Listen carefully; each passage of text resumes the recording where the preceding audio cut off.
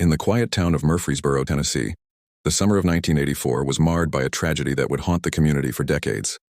Laura Salmon, a 19-year-old Middle Tennessee State University (MTSU) student, was found brutally murdered on May 31, 1984. Her case remained unsolved for 17 years, until advancements in forensic science and persistent detective work finally brought her killer to justice. Laura was known for her vibrant personality and dedication to her studies. On the night of May 30th, she and her friend Trina went to a Nashville nightclub, returning home around 3:00 a.m. The next morning, Laura dropped Trina off at work before heading to her own shift at Kroger's grocery store. She finished work at 1:00 p.m. and was last seen by co-workers changing into casual clothes and mentioning plans to visit her grandmother's house to swim.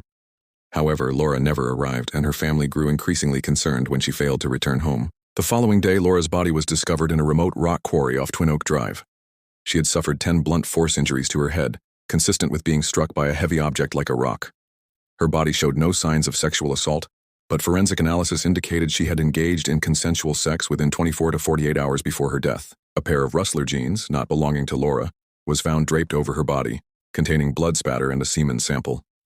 Despite collecting evidence and interviewing potential witnesses, investigators were unable to identify a suspect, and the case went cold.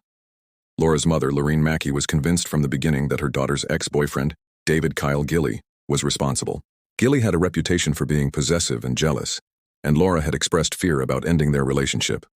However, without concrete evidence, authorities could not make an arrest.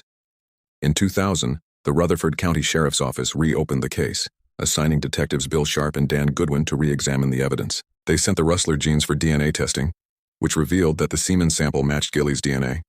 Additionally, a witness came forward, stating she had seen Gilley driving Laura's car near the quarry on the afternoon of her disappearance. Another woman reported that Gilley had confessed to killing his ex-girlfriend during a conversation at a party. These revelations provided the breakthrough needed to move forward with the case. Gilley, who had since moved to Florida and accumulated a criminal record, was arrested in November 2001 and charged with first-degree murder. During his trial, the prosecution presented the DNA evidence, witness testimonies, and Gilley's history of abusive behavior. The defense argued that the presence of another man's DNA suggested someone else could be the killer, but the jury was not swayed.